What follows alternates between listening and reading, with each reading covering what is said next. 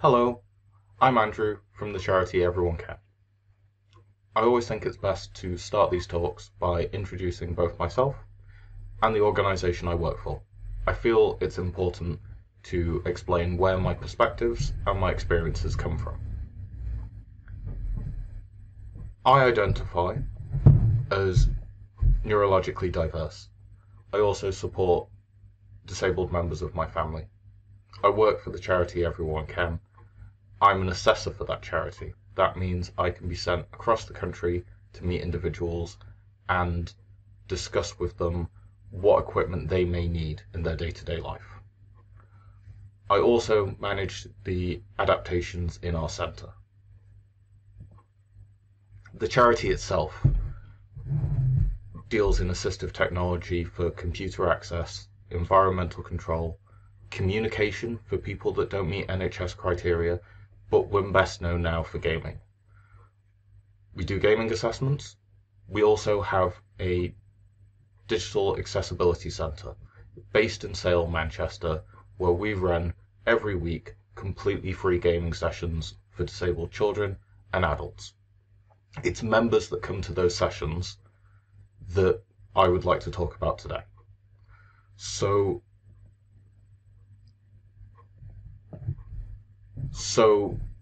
before I go on, let's talk a little bit about what this talk's going to be about. I would like to present 3 gamers that come to our centre and talk about how their adaptations may be different from how developers expect their games to be played. Hence why I chose the title of this talk. I was hoping it would be a little bit diversive. It might create a conversation piece, but to be honest, a typical gamer, the word typical only really means what is to be expected. And I think it's fair to say that our gamers aren't the control scheme users that most developers would expect. And that's why I'd like to talk about them.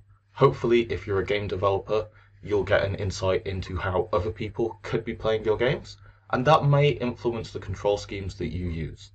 If you are an advocate, there may be a new piece of technology that I'm going to be talking about towards the end that you may not have seen properly demonstrated before. And it's an exciting piece, and it kind of shows how industries are changing. So without further ado, I think it's time to talk about our first gamer.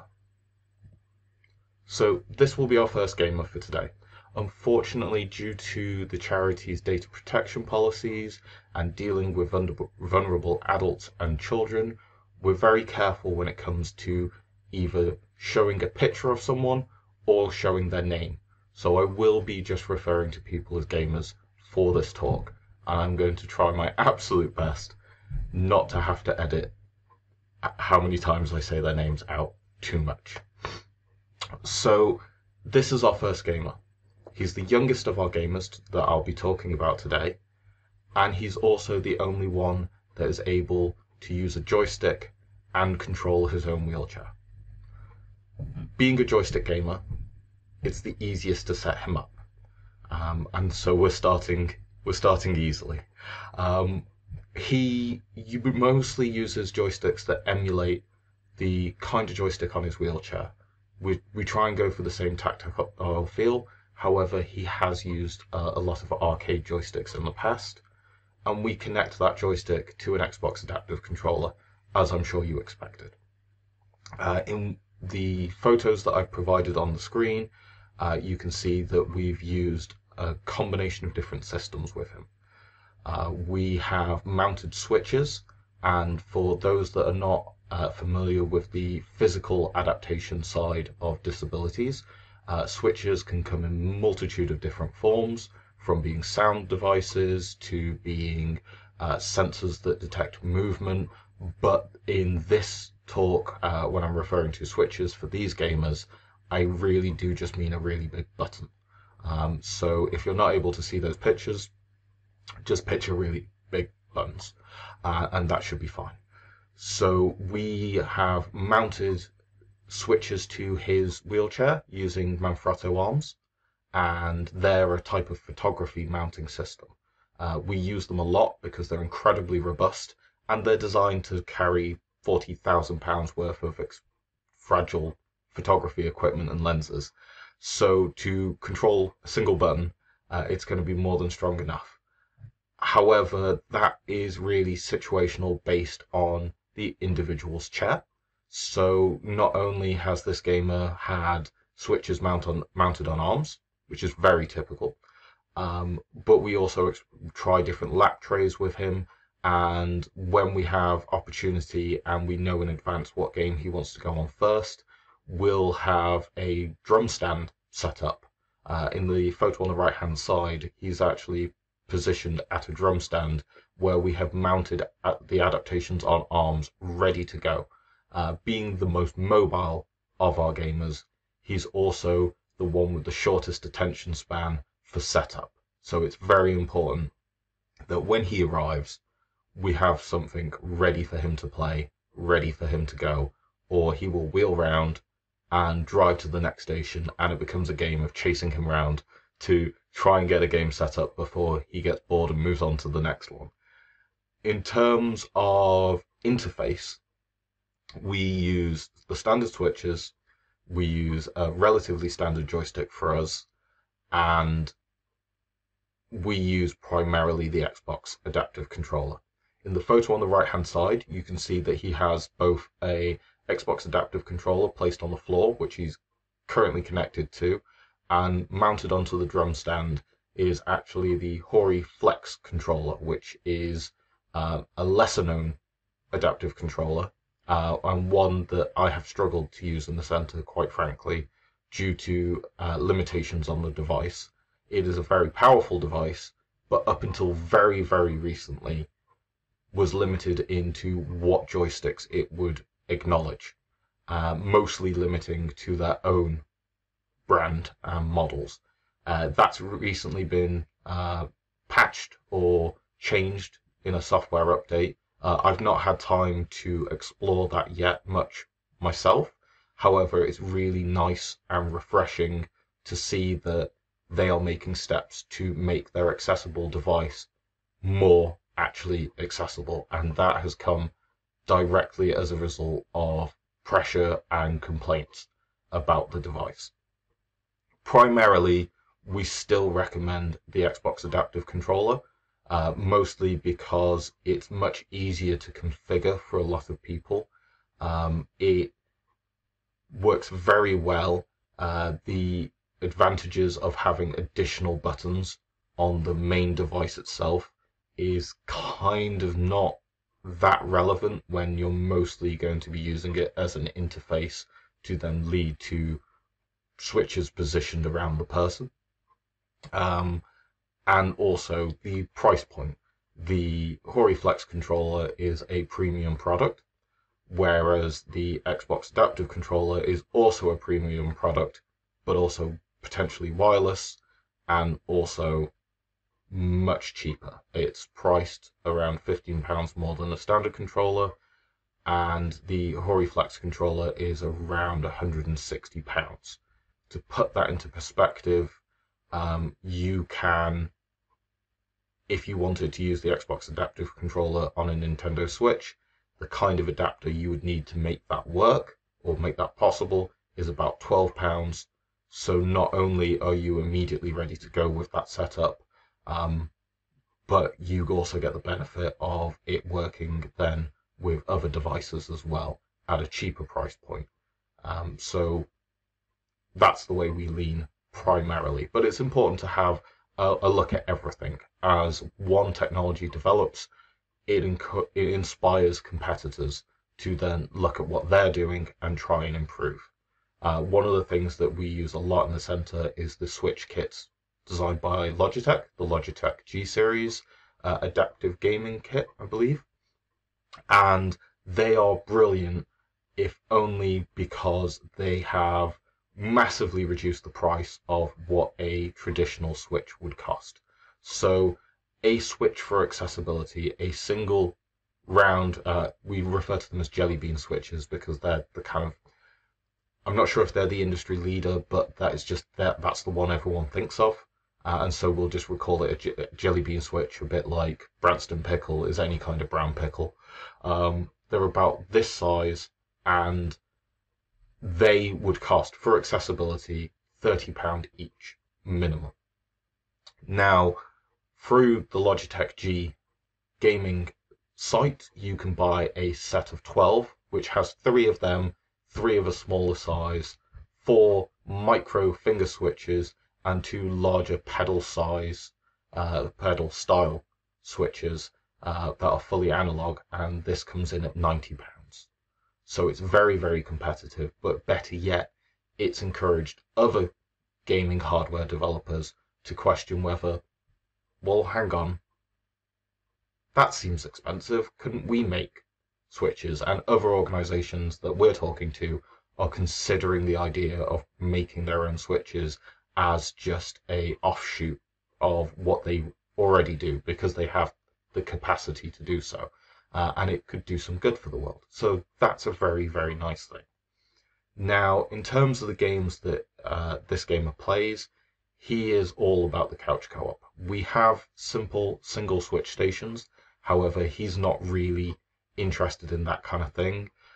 We also have VR, which he does take an interest in. And we also have a driving wheel, where we have various videos on our social media of him playing alongside his brother on different racing games. But primarily, he is here to play against other gamers, couch co-op, and to take them on an equal footing. So that really is our first gamer. Time to move on to our second gamer. Now, this individual is also a Switch user, but is unable to operate a joystick.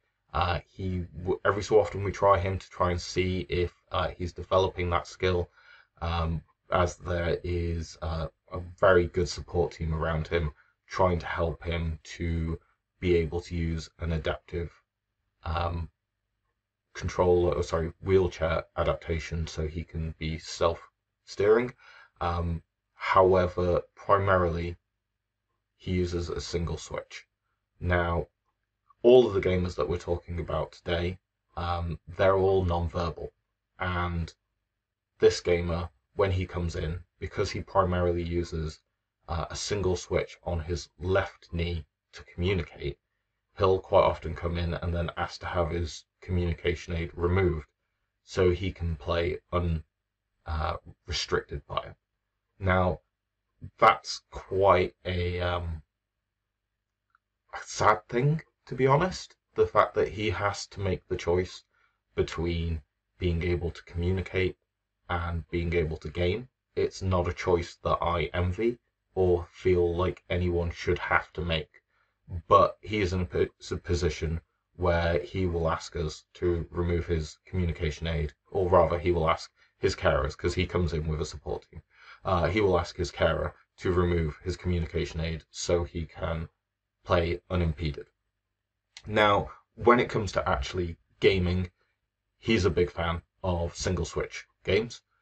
He is a bit of a champion at Ding Dong XL, and he has also played quite a lot of Bubbles the Cat, which I actually found out about from a previous GA conference talk by the developers of that game. Quick shout out for them, and it's definitely worth taking a look at the development of that game. I'm sure it will be on the GA conference archives. Now, he is able to operate more than just a single switch.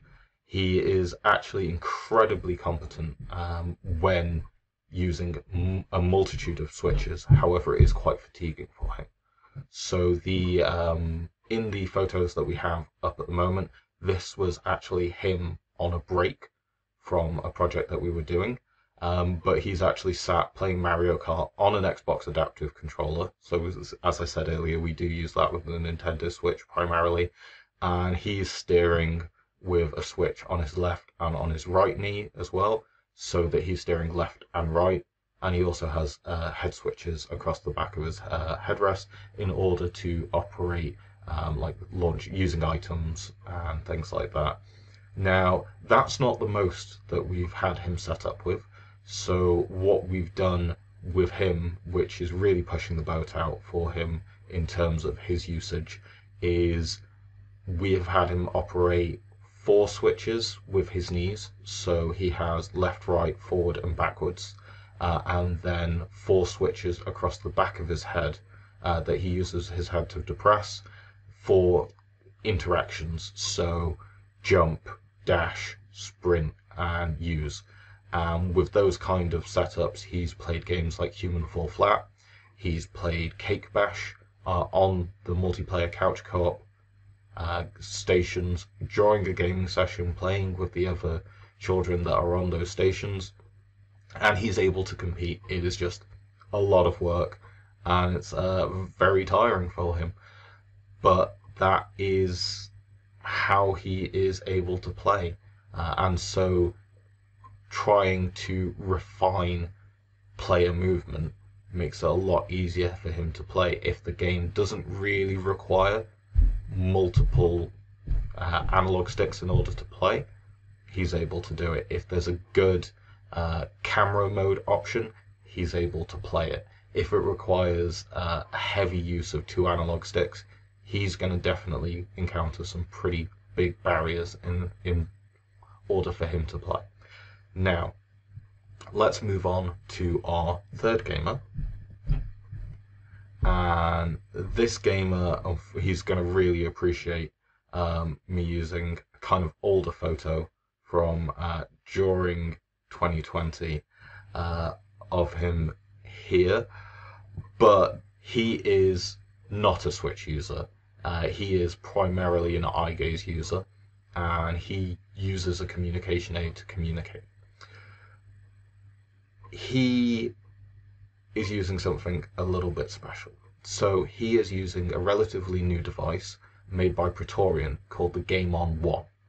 We were actually able to help meet with them and advise with them on certain functions that this device would need and how it would operate in the gaming space.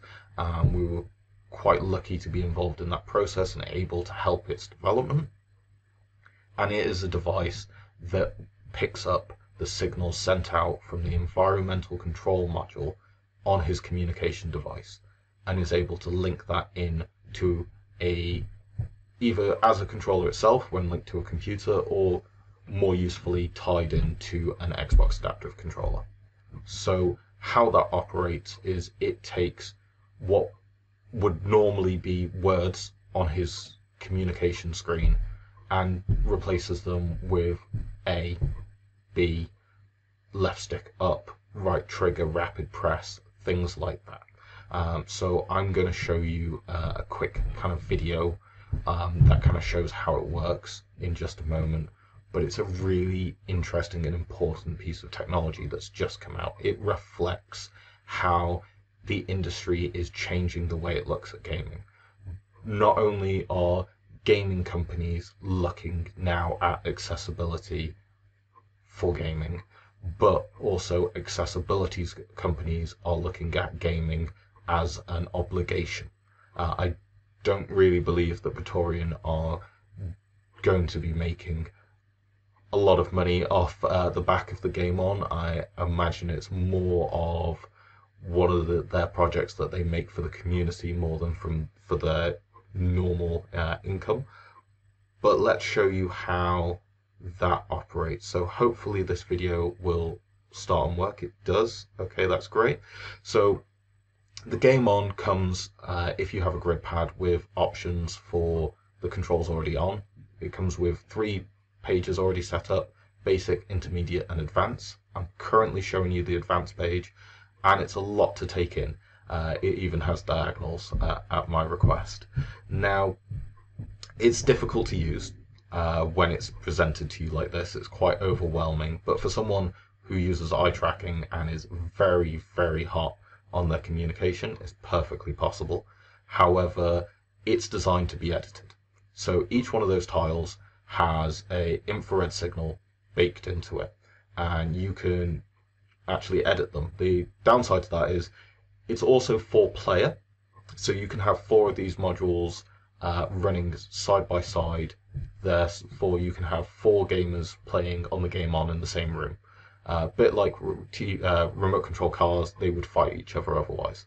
So what I'm just going to show you now is a grid set that I've put together, and this is currently how I play Minecraft using the device. This has been set up for me, and so you can see I've adjusted the sizes of the buttons that I use the most and laid them out where it's easiest for me to hit them using eye gaze. Additionally, I've renamed a lot of them to their function in the game, so like place blocks, things like that. And I've also edited the button to bring up inventory to then take you to a new page where you control just moving around the crafting menu and things like that. So I think that's quite important because this demonstrates as well that you can have a page for navigating the Xbox menu, you can have a page for navigating the menu of your game, and the same button that you press to enter can then lead you into controlling your character. So you can have a quite robust way of moving around in game and then also navigating. So one of the things to bear in mind, though, is both the strength and weakness of the device is it uses the communication module on the communication aid. Sorry, the environmental control module on the communication aid. So what that means is the same function that would come with a high-level device that would control lights or heating or your TV. It uses that. And so effectively you're playing games using a TV remote. The benefit is it's not locked into just being a grid pad.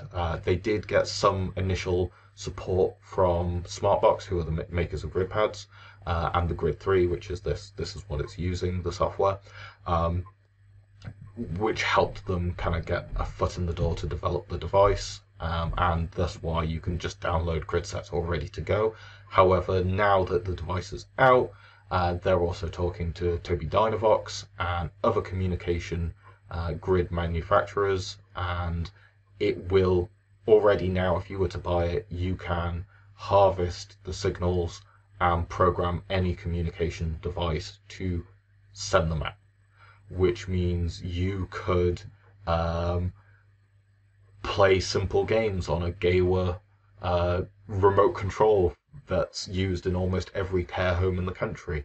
You could play games regardless of what eye tracking camera you use, which is a big one. And I'm going to be showing you a quick video of Minecraft, because if I go back to our gamer, he's actually one of the first gamers that I helped assess. He came to us wanting to play Minecraft through eye tracking. And we helped him as best we could with the technology that was available at the time. And now he's back with us, and we're setting him up with the Game On. He's got his own, he's practicing at home. In the near future, we'll be inviting him in for another project. I'll talk about that in a moment.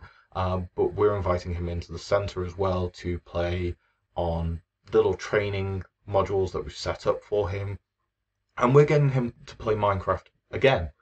And it's an entirely new world and experience for him, because although the ability to play a form of Minecraft through eye tracking has existed for a while, it had the same pitfalls as a lot of eye tracking enabled games, which is it worked on a set version of the game that was modded or not the generally available version.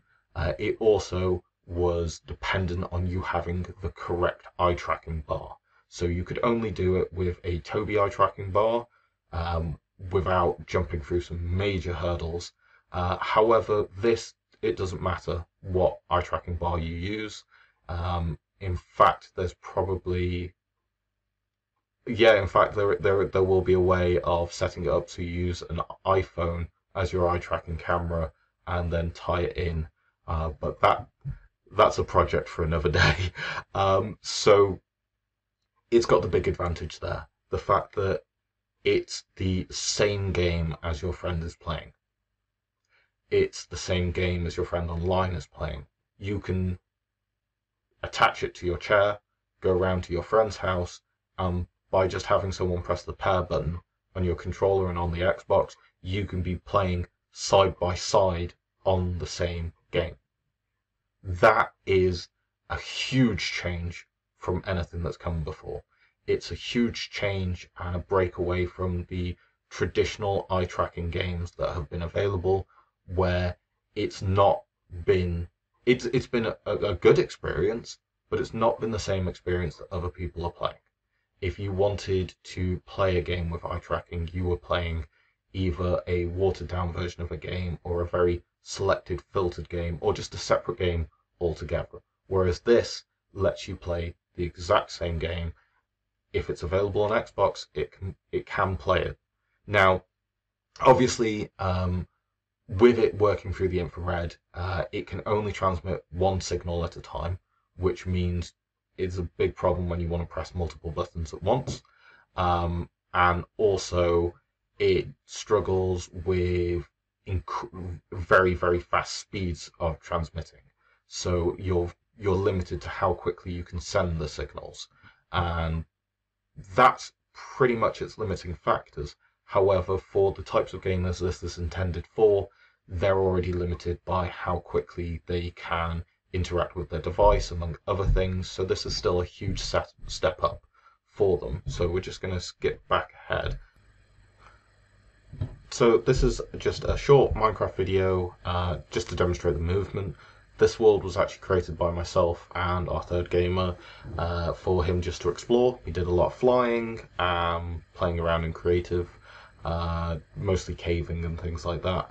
However, I was able to find the foundations of one of the structures that he put together, and so thought it would be a good opportunity and excuse for me to fill it out a little bit and then use this as a chance to show you movement. So I'm going to jump cut until after the structure is built. It's not much, it's just a nice little fishing hut effectively, and you can see how like a long press on the analog stick will give you a full rotation. I apologise for the clipping textures, it's a quirk with the capture device, and you can see that selecting the block that you want to click on is relatively easy. There's also diagonal movement as well. You can sprint and other things. Obviously, any button or function on a controller can be emulated through this. I'm also going to spin around and show you a quick glance at my fishing hut as well. So trying to line up for that good photography shot, and as you can see I've overshot, so we'll just jump back and then up, and there we go. Other big advantages of this setup is because it uses the Xbox Adaptive Controller, you still have access to all the really great functions of it, like if you're able to use a joystick, you can include that with the setup. You're not having to choose one or the other. Same with switches, but more interestingly as well as Copilot. So this gamer plays a lot of FIFA at the moment, and he does so using this device and then the support of his carers in order to maximize his controls. FIFA is quite a hard game to be playing, at least to start out with. It's something that we're hoping to build him up to be playing independently, but we're trying to start him on games that can travel at a slower pace to start with.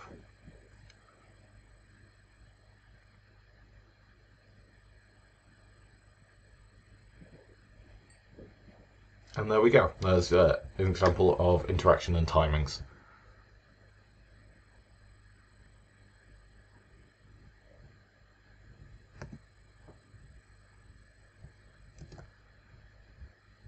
So I mentioned that we were looking at a new project with this gamer, and it's quite interesting. After I selected him to be a case study in this talk and he agreed, I was at his house supporting him with the game on device, and we got talking, and it turns out he was actually the peer mentor for our second gamer when our second gamer first got his communication device. and he helped him kind of get used to the idea of using one, and also showed him the ropes, as it were. And so they spent a lot of time together 5 or more years ago. Actually, no, much further back than that. Probably about 7 to 8. And so they've not seen each other since. And so I'm arranging something to invite them both to come in, just to hang out. But also, we've been approached by we as in the charity Everyone Can, but specifically myself, as I'm familiar with all parties. We've been approached by the speech and language therapists of our second gamer. As I'm sure you remember, I mentioned the fact that he uses a communication aid, but he operates it with the switch by his left knee. Now, his speech and language therapists have been trying for quite some time to see if they can progress him onto using a eye tracking camera for communication, and he's not really convinced by the idea. And so, although he's able to do so, he finds it kind of not that accurate and a little bit difficult, even though there's some clear advantages to doing so. So his speech and language team have approached us and asked if they can come into the centre and leverage our use of games in order to help his communication progress. And obviously, I'm not an OT, I just work with them an awful lot, and I'm not a speech and language therapist, I just work with them a lot. So we've agreed, what we're doing is we're arranging now for him to come in separate to our gaming sessions, because this is, again, all part of our remit, and having him play games while under the guidance of his speech and language therapist, using a communication aid to play those games. So now, not only, if I move the tab along, is he using a communication aid for eye tracking, eye tracking for a communication aid, sorry, but he's using video games to improve those skills. He's using video games to open new doors for him. And this is a specific case, and he may decide that eye tracking just isn't his thing. Eye tracking's great, but it isn't a magic bullet that fixes everything. A lot of people in accessibility feel like eye tracking is the be-all and end-all, and it's really not. It's just a great tool for the people that it suits the best. But the fact that gaming is now being used by speech and language, and not small educational games or things like that, but AAA games. In the photos that I'm currently showing on the screen, he's using one of my devices with a Tobii eye tracking bar, linking into the Game On 1 by Praetorian, going into an adaptive controller, going into an Xbox. Also, he is using his communication device, well, mine, but theoretically his communication device to play Kingdoms 2 Crowns, which is a nice little side-scrolling game. He's actually sat playing it 2-player with his sister operating the other player, and this is all part of his speech and language service lessons. And I think that's really amazing that gaming is really kind of leading the torch on this and helping to push new doors open, break down barriers, and that's why the work that everyone who would be watching this video is interested in being involved in is so important. So thank you for sitting through the talk, and I'm really appreciative that you spent your time today with me. I hope that you have found some benefit from this, especially seeing how the Game On works, because that's relatively new, relatively not quite understood technology yet. But also I hope you've enjoyed the other talks, and a big thank you for spending your time with me. If you'd like to reach out and support the charity in any of the works we do, or are interested in seeing if there's any advice or support that we could offer to you, don't hesitate to contact us. You can email us at contact@everyonecan.org.uk, or you can get me specifically by just tweeting at me. I'm sure about that. On Twitter, I also put my Discord way up at the start, so feel free to go back and grab that if you so wish. So a big thank you for you to watch, and a big thank you for the team at the GA Conf for running this event. Thank you. Goodbye.